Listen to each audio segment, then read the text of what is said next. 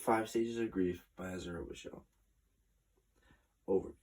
The five stages of grief were defined and made popular by Swedish doctor Kubler-Ross. They are universal, human set of emotions everyone is subject to. They're like fingerprints. Everyone goes through them, but people experience them in different ways, and everyone has them, but they're all different. Just like your fingerprints, everyone has fingerprints, but they're all different. Basically, what I want to do is, I know we went over the five stages of grief earlier in the semester, but I wanted to go back and we talked about what are the five stages of grief and everything surrounding it. I want to explain the individual emotions and talk about how you just help someone who's angry, depressed, in denial, bargaining, and finally accepted, and how you deal with someone who's just experiencing one of those emotions, and then being able to understand them in that way, then you can help them when they're experiencing that through their grief. So the first stage that I want to talk about is denial. Denial is, sometimes a lot of people get it confused with bargaining, because people just are trying to ignore it. But the three main symptoms of denial is people try to downplay the truth. They try to make it seem not as bad as it is. They try to avoid the truth. They'll just completely deny that the death or the situation has even happened, and refuses to believe the truth. So it refuses to accept that it actually has happened. Sometimes it's good when people are in denial because it shows that they're going through the stages, but you need to monitor and make sure that it's not too much denial. Determine if they need time. That's what I mean by what I'm saying.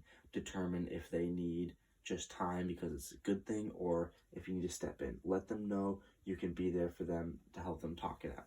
Talk it out can really help them. Sometimes when people verbally say things, it helps them understand if it's true or not.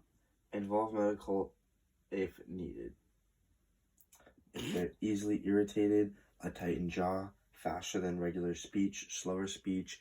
If they're making fists, a lot of times people will sweat if they're very under a lot of stress and very angry. How you help someone who's angry is do not ignore them.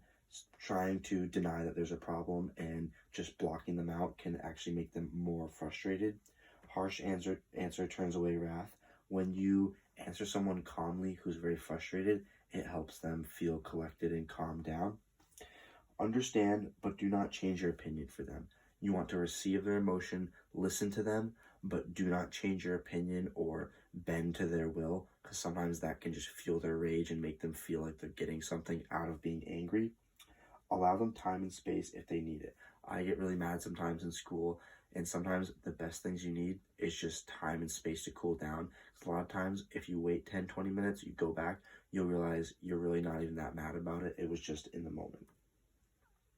Next is bargaining. Bargaining is similar to denial. It's the what if stage. It's the stage where you think, what if this was different? What if I didn't do that? It's a lot of blame. You blame yourself. You blame other people involved. This can be very dangerous and destructive, but it is important to see someone in this stage because it means they're moving forward in their grief.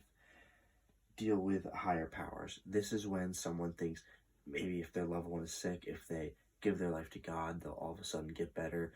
This is not healthy and does not promote a good lifestyle.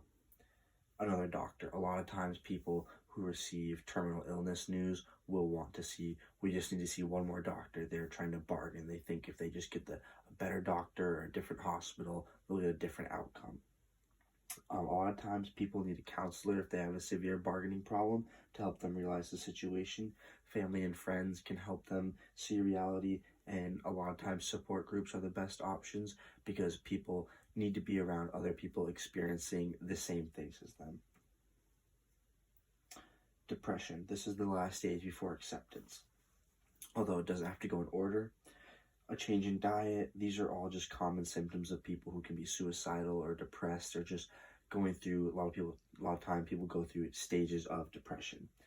Change, just any sort of irrational change that just makes them seem different, out of the ordinary, sad all the time. Bad sleep cycle is a big indicator. You want to talk to them about it. Talking with someone about suicide does not make it more likely that it'll happen. Check on them. Be available. Just be a good friend. Make sure you constantly give them opportunities to talk to you, make yourself available, give them your number, email address. You want them to be able to reach out to you whenever they feel like they can. You need to be a safe person for them to talk to.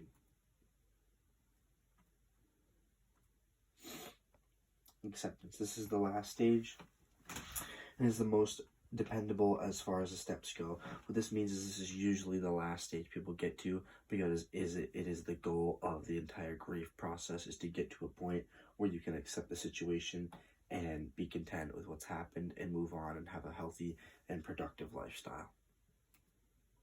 And there's my sources.